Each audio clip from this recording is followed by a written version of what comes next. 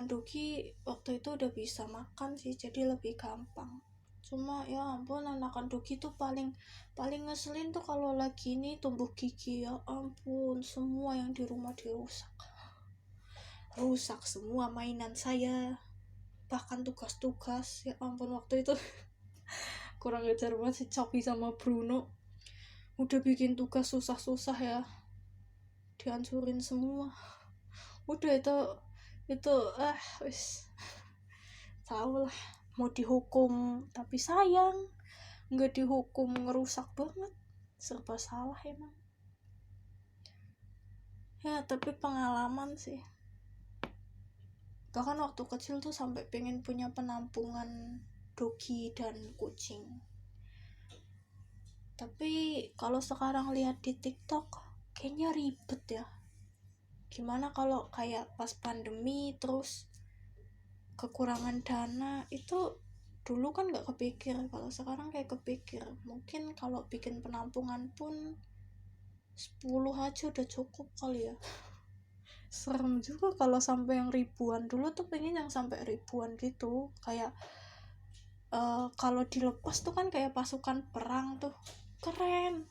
Tapi kalau sekarang ngebayangin mau ditaruh mana Bambang, mau beli tanah di Papua atau beli tanah di Afrika, aneh banget. Entahlah, kalau terjadi ya terjadilah, lagian itu keinginan masa kecil. Terus ya ini masalah melawan orang tua. Melawan orang tua itu sebenarnya sudah diajarkan sejak kecil. Jadi dulu orang tua pernah bilang, tepatnya papa pernah bilang waktu aku masih kecil banget sih, pernah dibilang, "Nap, kalau papa salah, bilang. Papa manusia, papa nggak selalu benar. Kalau papa salah, ingetin, kasih tahu." Sejak saat itu aku nggak pernah takut untuk menegur siapapun, pangkat apapun, kedudukan apapun, umur berapapun, aku nggak pernah takut. Karena itu udah terpatri di hati. Tapi sayangnya karena begitu terpatri, itu justru sering menimbulkan masalah. Itu yang membuat aku jadi barbar. Kayak salah ya salah, merah ya merah, hitam ya hitam.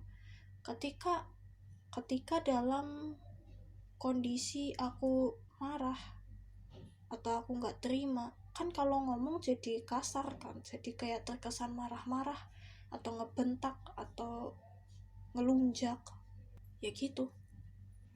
Itu yang membuat jadi malah emosi dua-duanya dan berantem, dan aku banyak berselisih dengan dosen, dengan orang-orang yang mungkin orang-orang penting.